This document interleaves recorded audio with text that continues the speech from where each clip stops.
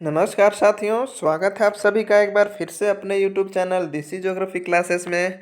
यदि चैनल पर आप नए हैं तो चैनल को सब्सक्राइब कर लीजिए और बेल आइकन को प्रेस कर लीजिए ताकि हर नई वीडियो की नोटिफिकेशन आप तक आसानी से पहुंच जाए। तो चलिए आज का सेशन शुरू करते हैं। इंडियन ज्योग्राफी का कंप्लीट PYQ सीरीज़ का पार्ट 9 है आज। आई होप कि आप लोगों ने पार्ट 8 तक कर लिया होगा। अगर नहीं किए हैं तो आप ज़रूर जाकर उन 8 पार्ट को देखने का प्रयास करें। ठीक है, तो चलते हैं, आज का सेशन हम शुरू करते हैं। ये रहा आपके स्क्रीन पर आज का पहला प्रश्न। इंदिरा गांधी नहर निकाली गई है कहाँ से? तो जैसा कि हम लोग पहले भी करते आ रहे हैं कि आपको पहले वीडियो पॉज करके आपका आंसर देना है, उसके बाद हमारे आंसर्स को आप देखेंगे सुनेंगे ताकि आपको भी पता चले कि आप 10 प्रश्नों में से कितने प्रश्न को सही कर पा रहे हैं। ठीक है, तो इसका करेक्ट आंसर क्या हो जाएगा? हरिके बैराज से। जो इंदिरा गांधी नहर है जो कि राजस्थान की जीवन रेखा है, ठीक है, वो हरिके बैराज से निकाली गई है। इसको और हम लोग अच्छे से समझने का प्रयास करते हैं इस मैप के माध्यम से ताकि आपकी अंडरस्टैंडिंग और बेहतर हो जाए। तो आपको आई होप कि ये मैप विजिबल होगा। ये पंजाब है, आपको दिखाई दे रहा है, इधर हिमाचल प्रदेश, इधर नीचे हरियाणा और ये राजस्थान है। ठीक है, तो जो हरिके बैराज है ये जब हिमाचल प्रदेश से व्यास रिवर आती है, पंजाब में प्रवेश करती है और एक सतलज रिवर, ठीक है, आपको दिखाई दे रहा होगा ये सतलज और ये व्यास। तो जब सतलज और व्यास रिवर मिलती हैं पंजाब में, तो मिलने के इसके कुछ ही दूरी पर एक बैराज का निर्माण किया गया है जिसे हरिके बैराज कहा गया है। ठीक है, अब इसी हरिके बैराज से इंदिरा गांधी नहर की शुरुआत हो जाती है। इंदिरा गांधी नहर मुख्य रूप से राजस्थान में सिंचाई के लिए बनाया गया था, लेकिन चूँकि राजस्थान में पानी की बहुत ही ज़्यादा कमी है, किल्लत है, इसलिए इंदिरा गांधी नहर से जो जल मिलता है, प्राप्त होता है राजस्थान को, उसे लोग पीने के लिए भी यूज करते हैं। आई होप आपको समझ में आया होगा। तो चलते हैं आज के अगले प्रश्न की तरफ। देवप्रयाग किन दो नदियों का संगम स्थल है? ठीक है, तो इसका करेक्ट आंसर हो जाएगा ऑप्शन नंबर सी, अलकनंदा और भागीरथी। अलकनंदा और भागीरथी जहाँ मिलती है उसे हम लोग देवप्रयाग कहते हैं। तो ऐसे प्रश्न हम लोगों ने पहले भी किया है, तो चलिए फिर से आज हम लोग देख लेते हैं। जो अलकनंदा रिवर है ये मुख्य रूप से बद्रीनाथ के निकट सतोपंथ ग्लेशियर से निकलती है। ठीक, एक केदारनाथ स्थान से जहाँ की चोराबारी ग्लेशियर है उससे मंदाकिनी नदी निकलती है। अब गौमुख नामक स्थान पे गंगोत्री हिमनद से भागीरथी निकलती है। ठीक है, और बंदरपुछ नामक स्थान से यमुनोत्री हिमनद से यमुना नदी निकलती है। अब हम लोग समझते हैं कि अलकनंदा में कौन सी नदी किस स्थान पे मिलती है। तो जब अलकनंदा सतोपंथ ग्लेशियर से निकलकर आगे बढ़ती है तो इसे रास्ते में एक धौली गंगा नाम की नदी मिलती है, और धौली गंगा जहाँ पे मिलती है अलकनंदा से, उस स्थान को हम लोग विष्णु प्रयाग कहते हैं। जब अलकनंदा विष्णु प्रयाग से आगे बढ़ती है तो इसे एक और नदी से मुलाकात हो जाती है, नंदाकिनी, और जहाँ नंदाकिनी अलकनंदा से मिलती है उसे हम लोग नंद प्रयाग कहते हैं। अब अलकनंदा नंद प्रयाग से आगे बढ़ती है धीरे धीरे, तो इसे एक पिंडार नदी से भेंट हो जाती है, और जहाँ अलकनंदा पिंडार से मिलती है उसे हम लोग कर्ण प्रयाग कहते हैं। ठीक है, अब अलकनंदा फिर से आगे बढ़ती है कर्ण प्रयाग से, तो एक मंदाकिनी रिवर नदी जो कि अलकनंदा से मिलती है, उस स्थान को हम लोग रुद्रप्रयाग कहते हैं। ठीक है, अब रुद्रप्रयाग से जब अलकनंदा आगे बढ़ती है तो इसे भागीरथी नदी मिलती है, जिस स्थान को हम लोग देवप्रयाग के नाम से जानते हैं। अब देवप्रयाग से जब अलकनंदा आगे बढ़ती है तो इसे रास्ते में एक और नदी मिलती है जिसे हम लोग यमुना कहते हैं। और वो जहाँ यमुना मिलती है अलकनंदा से, उस स्थान को हम लोग प्रयागराज कहते हैं, जो कि उत्तर प्रदेश में है। और यही प्रयागराज के आगे से ही इस नदी का नाम गंगा हो जाता है। आई होप कि आपको समझ में आ गया होगा। चलते हैं अगले प्रश्न की तरफ। मौसिन राम नामक स्थान में सर्वाधिक वर्षा कराने में कौन सी पहाड़ियों की भूमिका है? तो इसका करेक्ट आंसर क्या हो जाएगा? गारो खासी जयंतिया। ठीक है, तो चलिए हम लोग इसे भी समझते हैं कि आखिर मौसिन राम में सर्वाधिक वर्षा कैसे कराती है गारो खासी जयंतिया। आई होप कि आपको मैप विजिबल होगा। अब हम लोग देखते हैं कि मौसिन राम जो कि मेघालय में है, और मेघालय आपका इस स्थान पर कुछ दिखाई देगा अगर आप एटलस खोल के देखेंगे तो। ठीक है, अब क्या होता है जो भारत में वर्षा होती है वो दक्षिण पश्चिम मानसून से होती है। अब दक्षिण पश्चिम मानसून का दो ब्रांच हो जाता है, एक बंगाल की खाड़ी में और एक अरब सागर में। तो जो अरब सागर की शाखा है वो तो पंजाब हरियाणा की तरफ से वर्षा करवाती है। और जो बंगाल की खाड़ी में जो ब्रांच आती है, ठीक है, तो वो क्या होती है, ये म्यांमार में आपको यहाँ अराकान योमा पर्वत श्रृंखला दिखाई देगी, जो आगे चलकर अंडमान तक विस्तृत है। तो जो बंगाल की खाड़ी में मानसून की वर्षा जब इस ब्रांच से निकलती है तो ये जाकर म्यांमार में इस अराकान योमा पहाड़ियों से टकरा जाती है। और टकरा कर ये इस पार नहीं जा पाती, तो क्या करती है, इस क्षेत्र में वर्षा करवाते हुए ये आगे बढ़ जाती है।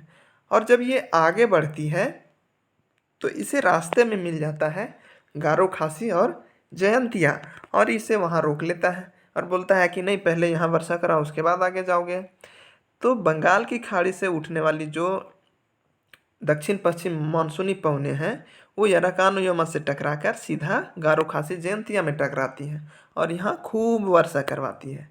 इसीलिए गारो खासी जयंतिया रिस्पॉन्सिबल हो जाता है ज़्यादा वर्षा करवाने के लिए। ठीक है, आई होप कि आपको समझ में आया होगा।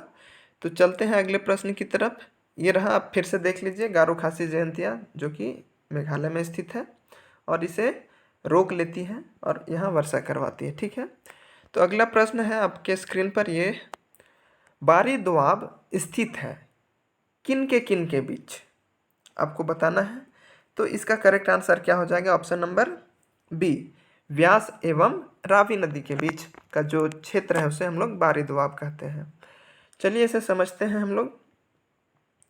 आई होप कि आपको मैप विजिबल होगा, है ना। तो आप देख पा रहे होंगे कि यहाँ आपको एक सतलज रिवर दिखाई दे रही होगी और एक व्यास रिवर है, और ये सतलज और व्यास के बीच में ये जो भाग है ये विस्त दोआब है।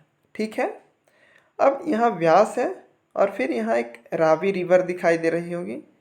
ठीक है, अब रावी और व्यास के बीच का जो भाग है या क्षेत्र है उसे हम लोग बारी दोआब कहते हैं। ठीक, अब रावी और चेनाब के बीच जो क्षेत्र स्थित है उसे हम लोग रचना दोआब कहते हैं। आई होप आपको समझ में आ रहा होगा। और चेनाब और झेलम के बीच जो क्षेत्र स्थित है या जो क्षेत्र पड़ता है उसे हम लोग चाज दोआब कहते हैं। और झेलम और सिंधु नदी के बीच भी एक दोआब का निर्माण होता है जिसे हम लोग सिंधु सागर दोआब कहते हैं। तो आपको ध्यान रखना है, इस प्रकार के प्रश्न हमेशा अक्सर पूछे जाते हैं पीजीटी और टीजीटी में। तो इन सब चीज़ों का आपको हमेशा दिमाग में बैठा के रखना है। हर एक दिन 2 दिन के बाद या 4 दिन के बाद आपको कंटिन्यू रिवीजन करते रहना है। ठीक है, चलते हैं अगले प्रश्न की तरफ। निम्नलिखित में से किस समूह का स्रोत बृहत हिमालय में मानसरोवर झील के पास है? तो इसका करेक्ट आंसर क्या हो जाएगा? Option number B. तो इसे भी हम लोग देखते हैं कैसे। आई होप कि आपको मैप विजिबल होगा, है ना। तो ये है हमारा इंडिया का जो जम्मू कश्मीर और लद्दाख का क्षेत्र है वो। अब ये जो जम्मू कश्मीर में ऊपर का जो क्षेत्र है ये बृहद हिमालय का भाग है, और इसके ऊपर यानी कि बृहद हिमालय के उत्तर ट्रांस हिमालय है, हिमालय पार है। ठीक है, तो इसी क्षेत्र में एक झील स्थित है जिसे हम लोग मानसरोवर झील कहते हैं, जो कि तिब्बत में पड़ता है, लेकिन अब ये चाइना का पार्ट हो गया है, चाइना का भाग हो गया है। तो मानसरोवर झील से आप देखेंगे तो सिंधु नदी का उद्गम स्थल भी मानसरोवर झील से ही होता है, और सतलज नदी का उद्गम भी मानसरोवर से ही होता है, और एक ब्रह्मपुत्र नदी का उद्गम भी यही झील से होता है। तो सिंधु, सतलज और ब्रह्मपुत्र नदी, यहाँ ऑप्शन बी में आपको दिखाई दे रहा होगा, सिंधु, ब्रह्मपुत्र और सतलज। तो आपको समझ में आ गया होगा कि कौन सी नदी का उद्गम स्थल मानसरोवर झील के पास है। तो चलते हैं अगले प्रश्न की तरफ। अब उकाई परियोजना जो है, जल विद्युत परियोजना, किस राज्य में है? तो जो उकाई जल विद्युत परियोजना है वो गुजरात की एक बहुत ही महत्वपूर्ण जल विद्युत परियोजना है।